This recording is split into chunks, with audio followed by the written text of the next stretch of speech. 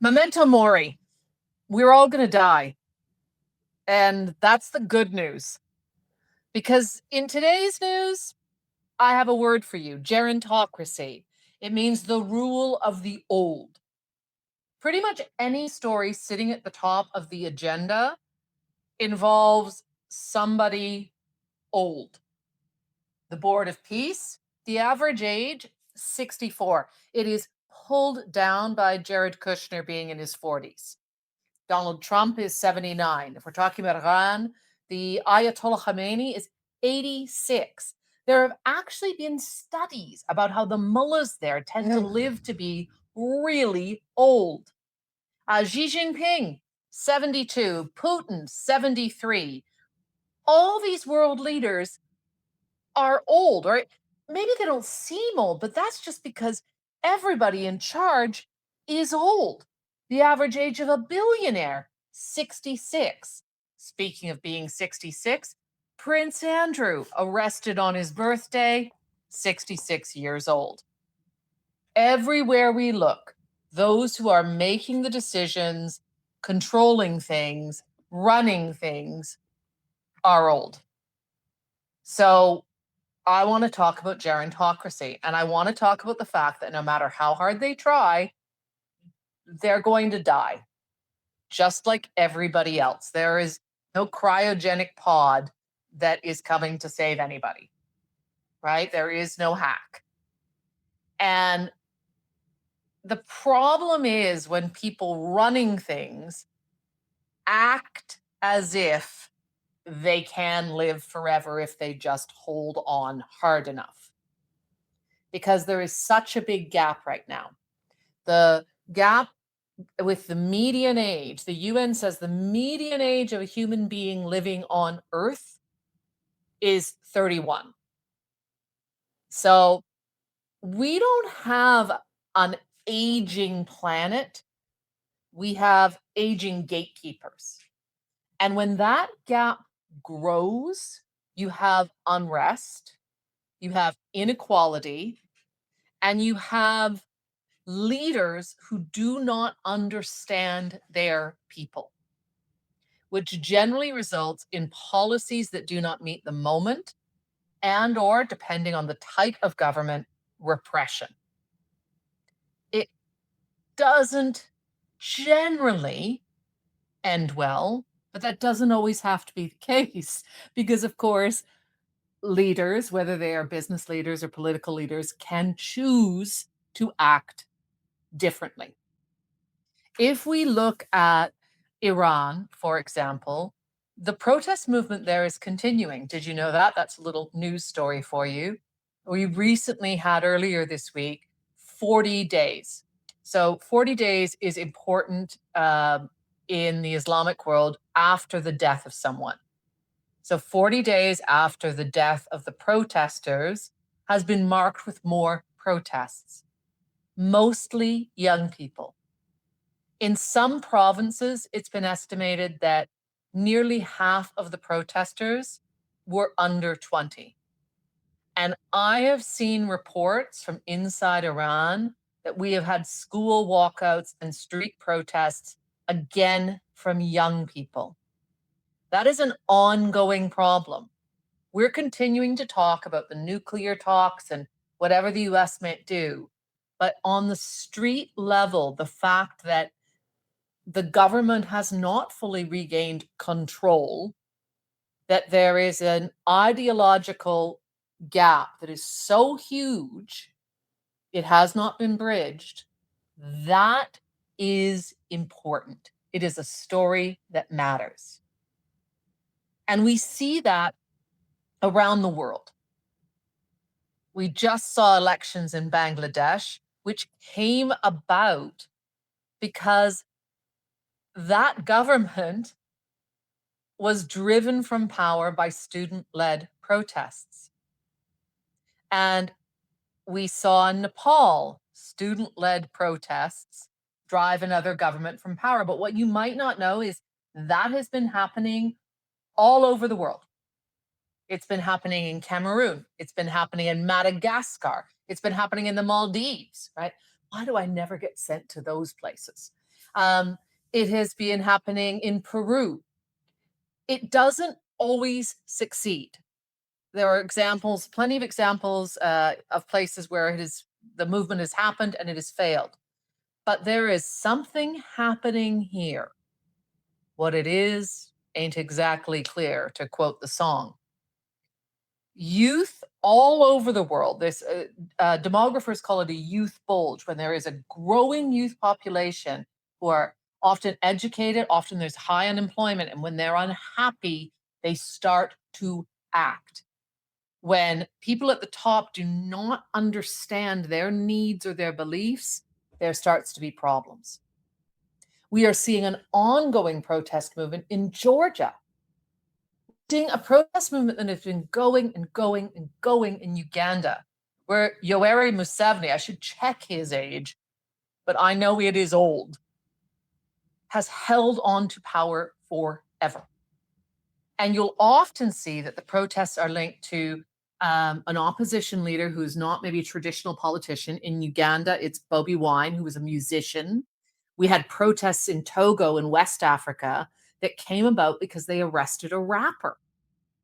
But there is a youth protest movement globally that is not tied together, but it has threads that are tied together and that matter for us to understand. Now, I'm not saying that everything should be turned over to the young and we should all say, okay, well, that's it. But I would say that there has to be a listening or a change. I'm not trying to be an ageist, right? I mean, look at me. I need to do the roots. But there is an approach here of whether or not we say, are we clinging on to power? Or are we trying to listen and pass on? What is the approach that is being taken? I think about a lot of times when I'm traveling for work, you go to a village, you will always want to seek out the oldest person because you want to show respect to the elders of a village. But it is also because they hold the collective memory. They know the stories that nobody else knows, the history of a place. And there is often such dignity and humility that they are part of the ecosystem of that community. And they are thinking about what they have to give the village. Like I have sat with endless go-go's in South Africa who can be quite sassy, let me tell you, but they are sharing their knowledge and their wisdom. And in return, they're cared for. There is a difference between how those elders are treated and also how those elders are behaving, and how somebody who is thinking, how can I try to hold on to the most forever, behaves and treats their country or their people. It's the miser's approach versus the elder's approach. If you ever read that amazing book, The Warmth of the Heart Keeps the Body from Rusting, right? And if you look at any society, the more there is a disparity in age between the population and those who are leading it, the more fragile the society becomes. And so what we start to see is there is infighting because everybody knows that the leadership is going to die. They might not talk about it. You might never be able to say it, but the death is a fact. So we start to see power struggles beneath. And if we are looking for something else to examine, it isn't just what is going on for the young people, it is what is going on beneath, like that layer beneath. What is who are the people who are fighting, right? Who is trying to gain power? If we wanted to look at the Palestinian Authority, Abu Mazen, who has been in poor health and is very old and has been very old for quite some time, look at who is essentially in power. Who are they? Hussein al-Sheikh. Who are their friends? What are their beliefs? How are they being treated by Israel, for example? That becomes the very important relationship. And the same thing goes for looking at the mullahs. Who are the important mullahs? Do they have enough power to balance off against the IRGC? And do any of them have enough power to control things afterwards when there's so much unrest underneath? These are just examples, right?